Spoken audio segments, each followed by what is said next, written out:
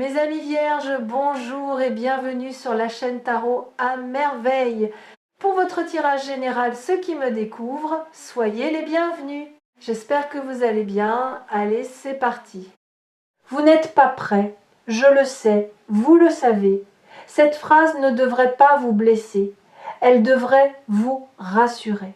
Parce que si vous étiez prêt, si tout en vous était parfaitement aligné, parfaitement calibré, parfaitement préparé pour ce qui arrive, alors ce ne serait pas quelque chose d'énorme.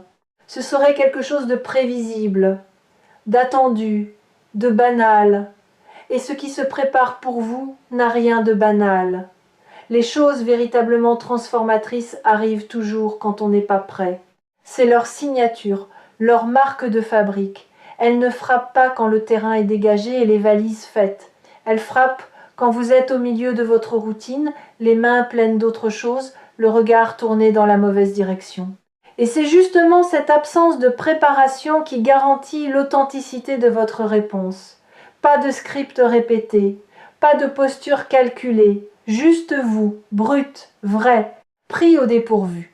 Je vais vous faire remonter un escalier de 10 marches. À la première marche, vous êtes là où vous êtes maintenant. Pas prêt, un peu perdu, être sceptique.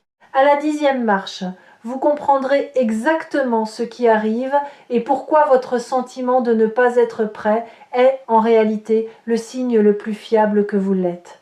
Commençons la montée, marche 0. Là où vous êtes fatigué d'une fatigue que le sommeil ne guérit pas.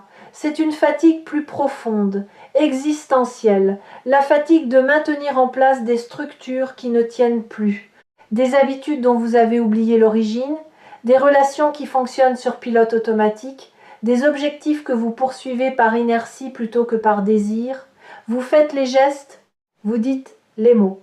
Mais une partie de vous, une partie de plus en plus insistante, observe tout cela depuis une distance croissante en se demandant « Est-ce que c'est ça ma vie ? Est-ce que c'est tout ?» Cette question n'est pas un signe de dépression, c'est un signe de lucidité. C'est votre être profond qui refuse la surface, qui exige davantage, pas davantage de choses, davantage de sens, de profondeur, de vérité. Et cette exigence que vous n'avez pas choisie, qui s'est imposée à vous comme une marée qui monte, est le prélude de ce qui arrive. Regardez autour de vous, regardez votre vie avec honnêteté. Il y a des choses qui fonctionnent, il y a des choses dont vous pouvez être fiers, mais il y a aussi ces poches de compromis que vous avez acceptées par fatigue. Ces endroits où vous avez dit oui alors que tout en vous disait non, ces arrangements avec votre propre vérité que vous maintenez en place, avec l'énergie du quotidien. Et cette énergie s'épuise. Non pas parce que vous êtes faible, parce que les compromis ont une date d'expiration. Et les vôtres arrivent à échéance. Ce qui est magnifique dans cette fatigue lucide, c'est qu'elle est le terrain le plus fertile qui existe pour le changement. Les gens satisfaits ne changent pas. Les gens confortables ne changent pas. Ce sont les gens fatigués de leur propre immobilité qui bougent. Et vous êtes prête à bouger. Votre corps le sait, votre cœur le sait. Seul votre mental proteste encore, accroché à ses habitudes comme un enfant à son doudou, marchin, ce que vous ne voyez pas encore. Pendant que vous vivez votre fatigue lucide, des pièces bougent en coulisses.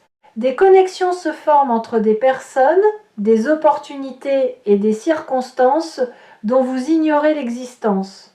Quelqu'un, quelque part, a prononcé votre nom dans une conversation que vous n'avez pas entendue. Une idée qui germe dans l'esprit de quelqu'un d'autre porte votre empreinte sans que cette personne sache encore pourquoi. Un mouvement financier qui n'a apparemment aucun rapport avec vous est en train de créer un canal qui mènera directement à votre porte. Vous ne voyez rien de tout cela et c'est normal. Les plus grands changements de la vie se préparent dans l'invisible. Comme les racines d'un arbre travaillent sous terre pendant des mois avant qu'une seule feuille n'apparaisse. Vous êtes dans la phase souterraine, la phase où tout bouge mais rien ne se voit. Et cette phase est la plus frustrante qui soit, parce qu'elle ressemble à de l'immobilité, alors qu'elle est le mouvement le plus intense que votre vie ait connu depuis longtemps. Vous avez peu être remarqué des synchronicités récemment, des coïncidences trop précises pour être aléatoires, un chiffre qui revient, un thème qui surgit dans des conversations sans lien entre elles. Un mot qui apparaît partout, dans un livre, sur une affiche, dans la bouche d'un inconnu. Ces synchronicités sont les fuites du système, les petites fissures par lesquelles l'invisible laisse entrevoir ce qu'il prépare. Ne les ignorez pas, ne les rationalisez pas, notez-les, même mentalement. Parce que quand ce qui se prépare se manifestera enfin, vous regarderez en arrière et vous réaliserez que les indices étaient partout, que l'univers ne vous a jamais laissé dans le noir total, qu'il a semé des lanternes le long du chemin, de toutes petites lanternes, juste assez pour que vous ne perdiez pas espoir dans l'obscurité. Marche 2, le paradoxe du non prêt. Voici quelque chose que personne ne vous a jamais dit. Le sentiment de ne pas être prêt est un mécanisme de protection, pas un diagnostic. Votre mental vous dit « tu n'es pas prêt », non pas parce qu'il a évalué objectivement votre niveau de préparation, mais parce que reconnaître que vous êtes prêt l'obligerait à céder le contrôle. Et le mental déteste céder le contrôle. C'est son travail de tout anticiper, tout calculer, tout prédire. Et quand quelque chose d'énorme approche, quelque chose qui échappe à ses calculs, il panique. Et sa panique prend la forme de cette phrase rassurante en apparence, mais paralysante en réalité. Tu n'es pas prêt, attends encore, le moment viendra, mais le moment ne vient jamais. Pas selon les critères du mental, parce que le mental pose des conditions infinies. Quand tu auras assez d'argent, quand tu seras assez confiant, quand les circonstances seront idéales, quand tu auras un plan B, un plan C et un plan D, ces conditions sont des portes qui ouvrent sur d'autres portes qui ouvrent sur d'autres portes. Un labyrinthe sans sortie conçu pour vous maintenir dans la salle d'attente de votre propre vie. La vérité est que vous êtes prêt, pas au sens où tout est en place, au sens où tout ce que la vie vous a appris jusqu'ici vous a équipé pour ce moment. Chaque épreuve était un entraînement, chaque échec était un tutoriel, chaque douleur était un calibrage. Vous ne le voyez pas parce que vous cherchez la préparation dans les mauvais endroits. Vous la cherchez dans vos certitudes alors qu'elle vit dans vos cicatrices. Marche 3. L'argent qui change de forme. Parlons de ce qui arrive sur le plan financier. Parce que le mot énorme dans le titre de cette vidéo n'est pas une exagération. Il décrit la nature du changement, pas la taille du chiffre. Énorme ne signifie pas nécessairement des millions. Énorme signifie disproportionné par rapport à ce que vous attendiez. Suffisant pour modifier votre trajectoire. Assez pour créer un espace de respiration là où il n'y en avait pas. L'argent qui arrive va prendre une forme que vous n'aviez pas anticipée. Votre mental a une image très précise de comment l'argent est censé venir par le travail, par un employeur, par un échange direct de temps contre rémunération. Mais l'abondance ne respecte pas les modèles mentaux. Elle est créative, inventive. Elle emprunte des chemins que votre imagination n'avait pas cartographiés. Peut-être que cet argent viendra par une résolution inattendue, un vieux dossier qui se débloque, un remboursement oublié qui refait surface, un héritage dont personne ne parlait. Peut-être qu'il viendra par une proposition. Quelqu'un qui reconnaît votre valeur dans un domaine que vous aviez sous-estimé et qui met un chiffre sur ce que vous considériez comme sans prix. Peut-être qu'il viendra par un déclic intérieur. Une idée qui s'illumine soudainement avec une évidence qui vous laisse pantelant et qui, une fois mise en œuvre, génère un flux que vous n'aviez jamais cru possible. Quelle que soit la forme, elle vous surprendra. Et cette surprise sera la preuve que ce qui arrive dépasse votre mental. Parce que ce que le mental peut prévoir, le mental peut aussi limiter. Ce qui vous surprend échappe à cette limitation. Et l'illimité est exactement ce dont votre vie financière a besoin en ce moment. Voici ce que je perçois avec clarté. L'argent qui arrive ne sera pas seulement une somme, ce sera un déclic, le genre de déclic qui change votre rapport à l'argent de manière permanente. Jusqu'ici, votre rapport à l'argent était un rapport de tension. Vous pensiez à l'argent avec le même état d'esprit qu'on pense à un prédateur, avec vigilance, avec méfiance, avec cette hyperconscience anxieuse de sa présence ou de son absence. Après ce déclic, votre rapport sera différent, plus détendu, plus fluide, non pas parce que vous aurez soudain des millions, mais parce que vous aurez expérimenté de manière concrète et incarnée que l'argent peut venir à vous sans que vous ayez à vous épuiser pour l'obtenir. Que l'effort n'est pas la seule monnaie d'échange, que parfois la réceptivité produit davantage que l'acharnement. Et ce déclic, une fois vécu, ne peut pas être dé. Il s'installe dans votre système comme une mise à jour irréversible, et chaque interaction financière future sera colorée par cette nouvelle compréhension. Vous négocierez différemment, vous demanderez différemment, vous recevrez différemment, non pas parce que vous aurez appris une technique, parce que vous aurez vécu une expérience qui a réécrit vos règles intérieures. Marche 4. L'appel qui couve. Il y a un appel dans l'air. Pas seulement un appel téléphonique, même si c'est la forme qu'il prendra peut être. Un appel au sens large, un contact. Une manifestation de présence de quelqu'un que vous attendez sans l'admettre. Cette personne traverse un processus parallèle au vôtre. Elle aussi se sent pas prête. Elle aussi hésite. Elle aussi porte un mélange d'envie et de peur qui la maintient dans un état d'oscillation permanente. Mais l'oscillation touche à sa fin, le pendule ralentit. Il s'apprête à se fixer d'un côté, et le côté vers lequel il penche, c'est le vôtre. Ce qui pousse cette personne vers vous n'est pas la nostalgie, c'est la reconnaissance. La reconnaissance tardive, mûrie par l'absence, que ce qu'elle avait avec vous n'existe nulle part ailleurs. Pas parce que vous êtes parfait, parce que la chimie entre vous deux, cette alchimie inexplicable qui transforme l'ordinaire en précieux, ne se reproduit pas sur commande, on ne la fabrique pas, on la trouve, et quand on la trouve et qu'on la perd, on passe le reste du temps à la chercher chez les autres sans jamais la retrouver, jusqu'au jour où l'on comprend qu'elle n'existait que là, avec vous. Cette prise de conscience, cette personne l'a eue récemment, pas comme un coup de tonnerre, comme une aube, lente, graduelle, impossible à ignorer une fois qu'elle a commencé. Elle a comparé, elle a essayé autre chose, elle a tenté de reproduire avec d'autres ce qu'elle avait avec vous. Et chaque tentative a confirmé ce qu'elle ne voulait pas admettre. Vous êtes irremplaçable dans son équation.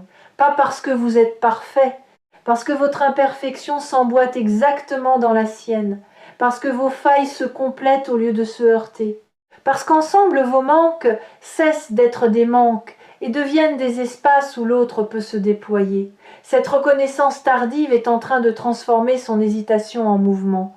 Et le mouvement, une fois lancé, ne s'arrête plus.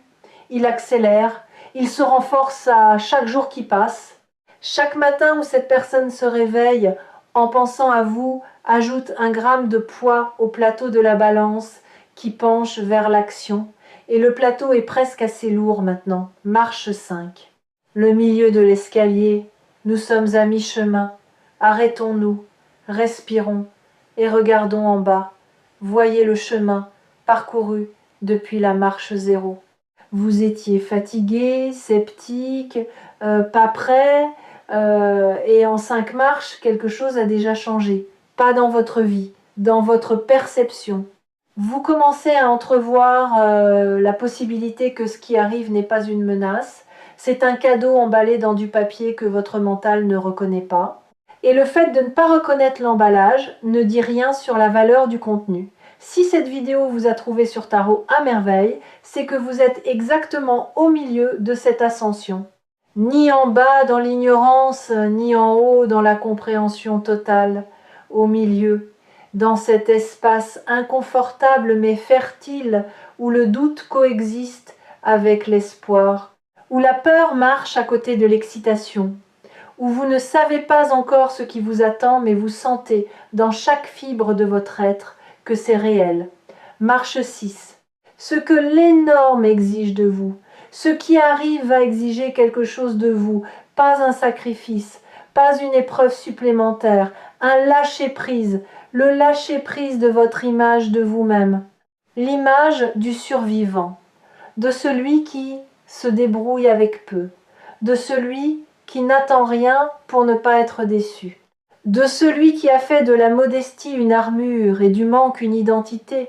Cette image vous a servi, elle vous a porté à travers des périodes où porter était tout ce que vous pouviez faire.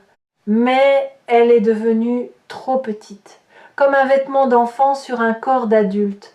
Vous avez grandi au-delà de cette image et elle vous compresse, elle vous empêche de respirer pleinement, de rêver pleinement, de recevoir pleinement. L'énorme exige que vous acceptiez une nouvelle image de vous-même, pas une image grandiose ou prétentieuse, une image juste, qui reflète non pas ce que vous avez été, mais ce que vous êtes devenu. Quelqu'un de capable, de digne, de suffisamment solide pour porter l'abondance sans qu'elle le détruise. Cette image vous fait peur parce qu'elle implique une responsabilité, la responsabilité de vivre à la hauteur de ce que la vie vous offre. Mais cette responsabilité n'est pas un fardeau, c'est un honneur.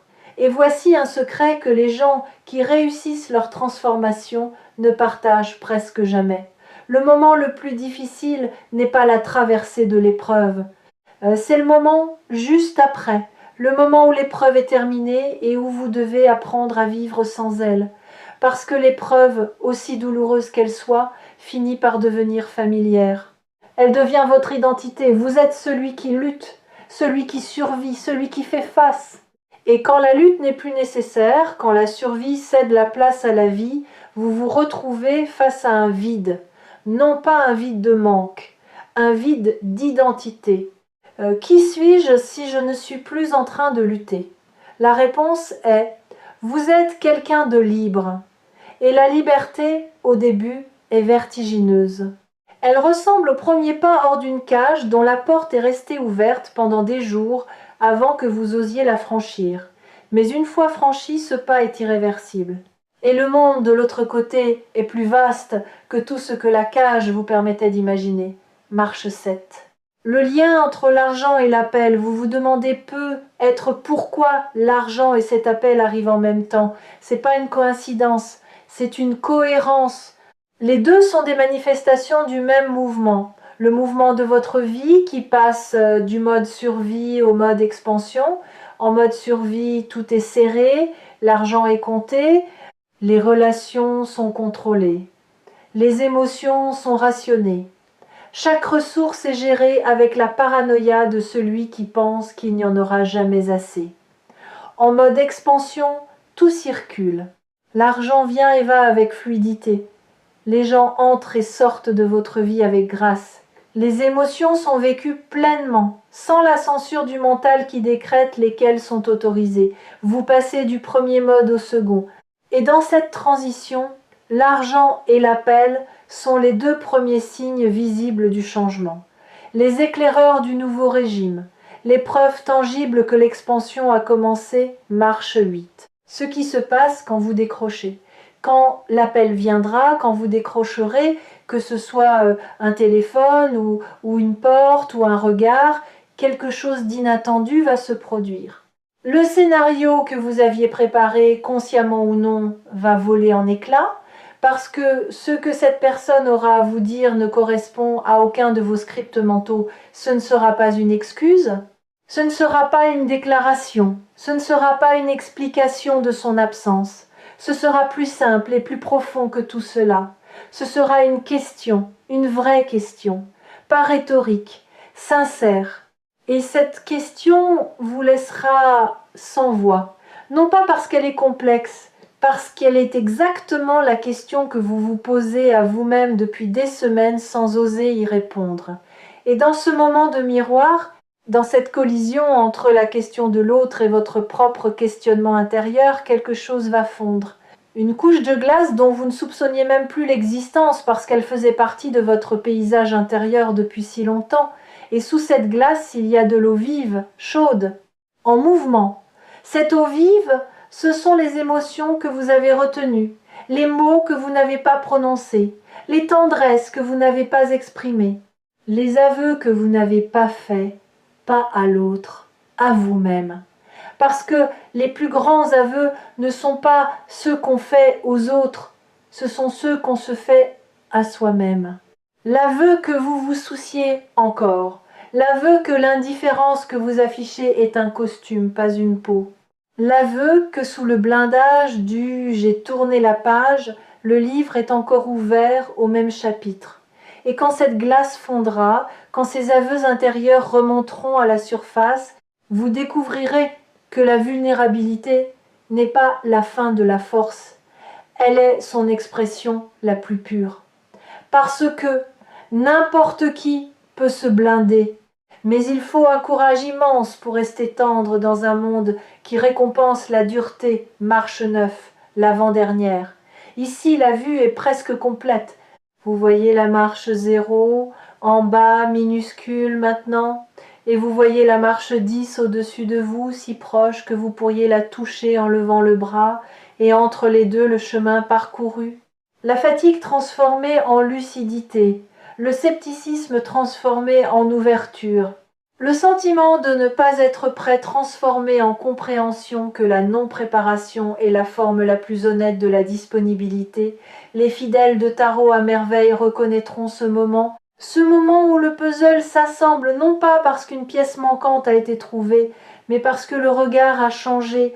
Les pièces étaient toutes là depuis le début, c'est la perspective qui manquait, et cette perspective vous l'avez maintenant. Pas complètement, pas parfaitement, mais suffisamment pour faire le dernier pas. Marche 10, le sommet, vous y êtes. Et voici ce que vous voyez d'ici. Vous voyez que l'énorme qui arrive n'est pas un événement unique, c'est un basculement. Le basculement d'une vie vécue dans la contraction vers une vie vécue dans l'ouverture. L'argent qui vient est le premier signe matériel de cette ouverture. L'appel qui vient est le premier signe relationnel. Mais ce ne sont que les premiers, d'autres suivront, parce que l'ouverture, une fois amorcée, ne s'arrête pas. Elle se propage. Elle contamine chaque domaine de votre existence avec cette même énergie d'expansion. Et vous voyez aussi depuis cette 10e marche que vous n'avez jamais été pas prêt. Que tout ce que vous avez vécu, chaque nuit blanche, chaque doute, chaque moment de solitude, chaque centime compté dans l'angoisse, chaque relation traversée dans la douleur, tout cela n'était pas du temps perdu, c'était des marches que vous gravissiez sans le savoir. Et maintenant que vous êtes en haut, maintenant que la vue est dégagée, vous comprenez que le chemin n'était pas le problème, le chemin était la solution. Chaque pas vous rapprochait de ce sommet, et ce sommet, c'est maintenant. Quelque chose d'énorme arrive, et vous êtes prêt, pas malgré votre sentiment de ne pas l'être, grâce à lui. Parce que ceux qui se sentent prêts sont souvent ceux qui ont cessé de grandir. Et ceux qui ne se sentent pas prêts sont ceux dont la croissance est encore en cours. La croissance est votre super pouvoir. Elle est la preuve vivante que vous n'avez pas fini d'évoluer, que le meilleur n'est pas derrière vous, qu'il est exactement là où vous vous tenez en ce moment, au sommet d'un escalier que vous ne saviez même pas que vous gravissiez. Et depuis ce sommet, vous voyez une chose que vous ne pouviez pas voir d'en bas. Vous voyez que chaque personne qui vous a blessé vous a rendu plus sage, que chaque centime perdu vous a enseigné la valeur, que chaque porte fermée vous a redirigé vers une porte meilleure, que la vie ne vous a jamais abandonné, qu'elle vous a guidé avec une patience infinie, à travers un labyrinthe dont la sortie était toujours garantie. Vous n'étiez pas perdu, vous étiez en route. Et la route, aussi sinueuse qu'elle ait pu paraître, vous a mené exactement ici, exactement maintenant, exactement à ce moment où l'énorme frappe à la porte. N'oubliez jamais ce moment. Et quand le vertige reviendra, quand la voix du mental murmurera de nouveau que vous n'êtes pas prêt, revenez sur Tarot à merveille, revenez à cet escalier, revenez à ces 10 marches, Et rappelez-vous ce que vous avez vu depuis le sommet, vous êtes prêt, vous l'avez toujours été, et ce qui arrive va enfin vous le prouver. Pas dans un murmure, dans un éclat, l'éclat silencieux de quelqu'un qui comprend enfin que sa vie n'était pas en pause, qu'elle ne l'a jamais été, que chaque seconde de ce qu'il prenait pour de l'attente était en réalité de la construction, et que le bâtiment est terminé, la porte est ouverte. Et de l'autre côté, il y a tout ce que vous n'osiez plus espérer. Entrez, c'est pour vous, ça l'a toujours été. Et le seul billet d'entrée qui ait jamais été requis, c'est le courage d'y croire. Ce courage, vous l'avez, maintenant utilisez-le.